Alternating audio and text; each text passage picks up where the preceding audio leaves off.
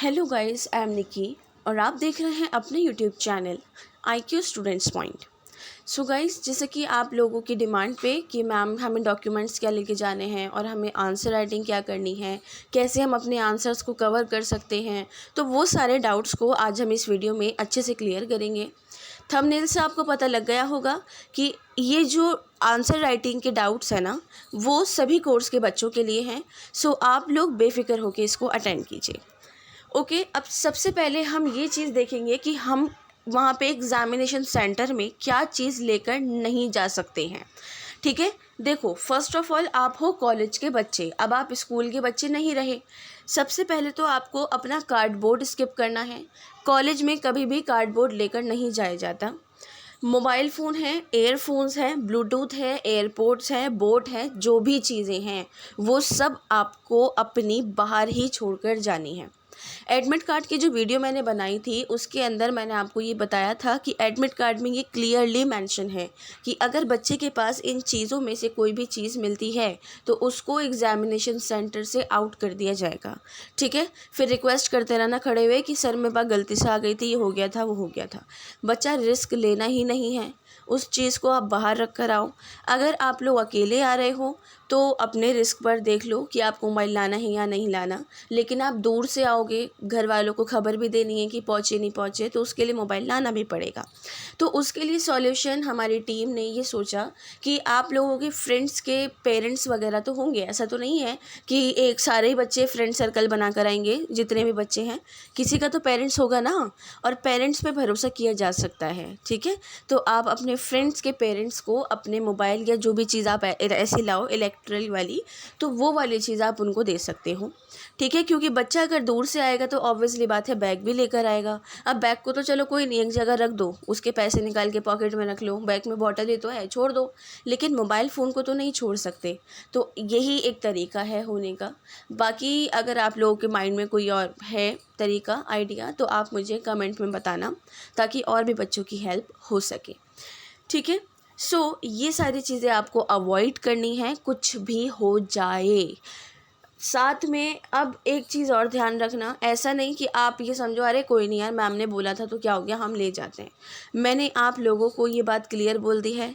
अब यहाँ पर आप अपने रिस्क पर ये सारी चीज़ें एंट्री में लेकर जाओगे। अव्वल तो वो एंट्री में ले जाने ही नहीं देंगे, लेकिन फिर भी अगर कोई बाई चांस बच्चा ले गया तो देखो प्लीज़, बेटर होगा, आपका टाइम वेस्ट होगा, वैसे भी ऑफलाइन पेपर है, राइटिंग की स्पीड कम है, तो बेटर है टाइम को कवर करो। सो अब क्या चीज़ आपको लेकर जानी है, फ़र्स्ट ऑफ़ ऑल मास्क सभी को पहनकर जाना है। देखो अभी तक मतलब जैसे कि कोविड के थोड़े बहुत केसेस बढ़ने लगे हैं और उसके बाद से दिल्ली गवर्नमेंट ने मास्क को अगेन कंपलसरी कर दिया था। ठीक है, सो अभी भी, लेकिन अभी भी इतनी सख्ती नहीं हो रही है, लेकिन फिर भी आप अपनी सेफ्टी रखो, अपना सैनिटाइज़र और अपने मास्क वगैरह सब अपने साथ रखना। ठीक है, कोशिश करना कि इन चीज़ों से ज़्यादा दूर रह सको, क्योंकि नॉर्मली खांसी ज़ुकाम तो अभी भी चल ही रहा है, मैक्सिमम लोग रास्ते में खांसते हुए चल ही रहे हैं। तो first of all properly mask अपना अपने पास रखना, लगा कर रखना। दूसरी चीज़ पेन, पेन की बात आती है तो आप सिर्फ ब्लू और ब्लैक पेन यूज़ करेंगे। आप अपने आंसर को अट्रैक्टिव बनाने के लिए कोई अदर पेन यूज़ नहीं कर सकते हैं। अब ये नहीं कि आप फाइनल ईयर के स्टूडेंट हैं इसलिए, फाइनल ईयर का हो, सेकंड का हो, फर्स्ट का हो, कॉलेज का बच्चा असाइनमेंट में, सिर्फ असाइनमेंट में उसको परमिशन होती है, वो भी किसी किसी कॉलेज में। डीयू में नहीं है आपको असाइनमेंट में परमिशन कि आप अदर पेन्स को यूज़ करें। एडमिट कार्ड में भी नहीं लिखा हुआ कहीं पर भी कि आपको कौन सा पेन यूज़ करना है, कौन सा नहीं। तो इसका सीधा मतलब यही है कि आपको सिर्फ ब्लैक और ब्लू पेन यूज़ करना है, दैट्स इट। हाँ, अब बात आती है हमारे डायग्राम्स की। कोई डायग्राम है, कोई छोटा सा नॉर्मल सा पिक्चर बनाना है, कुछ है, तो आप बेशक पेंसिल का यूज़ करो, दिल करे तो पेन का यूज़ कर लो, कोई भी दिक्कत वाली बात नहीं है। आपको टीचर को डायग्राम दिखाना है कुछ भी करके, लेकिन मैं यही बोलूँगी कि अपने पास pencil, scale, sharpener, eraser, pens रखना, सब कुछ रखना, पता नहीं कब क्या किस वक्त क्या काम आ जाए।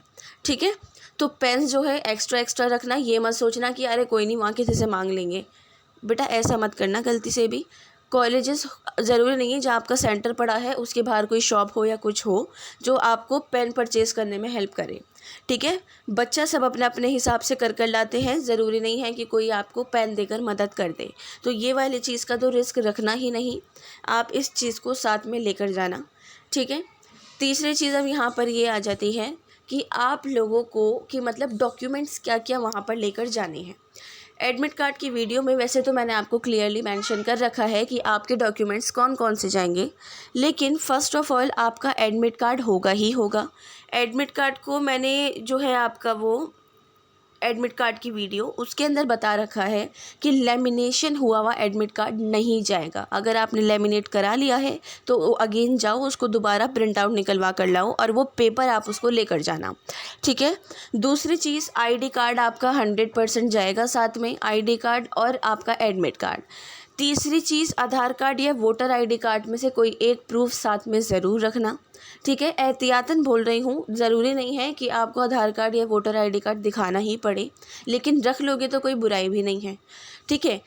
और आगे की चीज़ कि मुझसे बहुत सारे बच्चों ने ये बोला कि मैम हमारा जो आईडी कार्ड है वो पेपर पर मैंने प्रिंट आउट निकलवा लिया क्योंकि मेरा आईडी कार्ड जो है वो खो गया था।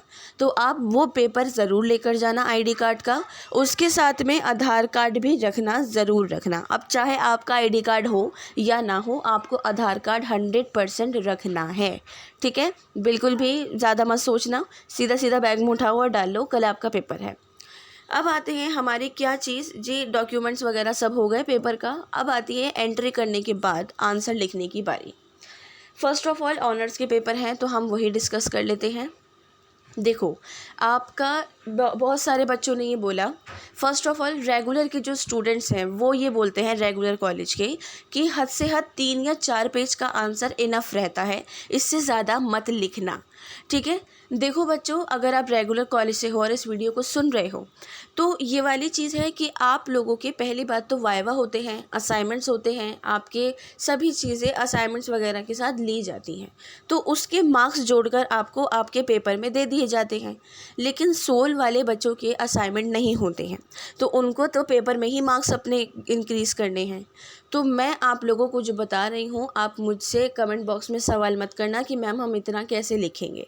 फाइनल ईयर के स्टूडेंट हो, ये तुम्हारा हेडेक है, ये टीचर्स का हेडेक नहीं है। देखो 6 सेमेस्टर और तुम्हारा जो 2nd सेमेस्टर के बच्चे हैं वो, फर्स्ट ऑफ ऑल 6 सेमेस्टर की अगर मैं बात करूँ तो बच्चे की नॉलेज का टेस्ट लिया जाता है कि बच्चे को कितनी नॉलेज है, तभी क्वेश्चंस थोड़े बहुत घूमे हुए आते हैं और थोड़े बहुत सीधे भी आते हैं। वही चीज़ 2nd ईयर वाले बच्चों के साथ में बोलूँगी कि आपका जो है वो तो सिलेबस वास्ट है ही, 5 सब्जेक्ट हैं, तो वो तो ऑब्वियसली बात है कि आप अपना आंसर जैसे भी लिखोगे वो मैं आपको बता देती हूँ। मेन कोर हैं आपके DSE discipline specific core course वाले सब्जेक्ट्स, ऑनर्स के भी और BA प्रोग्राम के भी। पहले ऑनर्स वाले बच्चे सुन लें कि आपको अपना आंसर 5-6 पेजेस से नीचे नहीं लेकर जाना है। कोशिश करना 7 से 10 के बीच में आपके मेन कोर का आंसर रहे, ठीक है। क्वेश्चन पेपर का पैटर्न रहेगा ऑनर्स वालों का, पहले मैं बात कर रही हूँ, चाहे वो 2nd ईयर के हैं या 3rd ईयर के, ठीक है। उनका क्वेश्चन पेपर का पैटर्न है 6 बड़े क्वेश्चन और 4 शॉर्ट नोट आएंगे। 6 बड़े क्वेश्चन में से 4 बड़े क्वेश्चन आपको करने हैं जो 18, 20, 25 मार्क्स के होते हैं, और 4 शॉर्ट नोट में से 2 शॉर्ट नोट आपको अटैम्प्ट करने हैं, ठीक है। अब मेन कोर का तो आपको पता लग गया क्या आंसर लिखना है। अब आते हैं शॉर्ट नोट पे। तो शॉर्ट नोट हमारा आप 3-3.5 पेजेस से ज़्यादा इंक्रीज़ मत करना, क्योंकि शॉर्ट नोट में सीधा आंसर पूछा जाता है, ना कि घुमा फिरा के बात की जाती है, ठीक है। तो आप इसको अगर इंक्रीज़ करोगे कि अरे शॉर्ट नोट है थोड़ा बड़ा कर दूँ, 3 पेज कम है, ऐसा मत करना गलती से भी। वो जितनी चीज़ पूछी गई है आप उतनी तो बताओगे ना, एक्स्ट्रा थोड़ी बता दोगे, तो उस चीज़ पर ध्यान रखना, ठीक है। अब बात करते हैं BA प्रोग्राम के स्टूडेंट्स की। तो देखो BA प्रोग्राम के स्टूडेंट्स, आप लोगों को अपने DSE मतलब मेन कोर्स सब्जेक्ट्स के अंदर तकरीबन 7 से 8 या 8.5 पेज तक का आंसर लिखना है, क्योंकि आप लोगों का सिलेबस वास्ट नहीं होता है, बहुत ज़्यादा नहीं होता, तो आप लोगों का इतना आंसर चलता है कि टीचर को ही पता है कि BA प्रोग्राम में इतना था तो बच्चा और क्या लिखता। लेकिन ऑनर्स का तो अनलिमिटेड होता है, वास्ट होता है, ठीक है ना। तो BA प्रोग्राम के बच्चे मेन कोर में इतना लिखेंगे और शॉर्ट नोट के आपकी सेम ही पेजेस हैं, जितने ऑनर्स के हैं उतने ही आपके हैं। 2 या ढाई 3 या हद से हद लिखते लिखते पेज वो हो गया तो 3.5 पर ख़त्म कर देना। इससे ज़्यादा आगे इसको इंक्रीज़ मत करना। बीकॉम के बच्चों को मैं ये बोलूँगी कि आपके थ्योरी के पेपर हैं, ठीक है, तो आपको थ्योरी आपकी लिमिट होती है कि आपको इतनी थ्योरी लिखनी है। आपका कोई वास्ट सब्जेक्ट तो होता नहीं है पॉलिटिकल ऑनर्स की तरह या इंग्लिश ऑनर्स की तरह, तो आप लोग वो थ्योरी लिखोगे। बाकी आपके प्रैक्टिकल वाले पेपर हैं तो उसके लिए तो आपको पता ही है, प्रीति मैम काफ़ी बार गाइड कर चुकी हैं।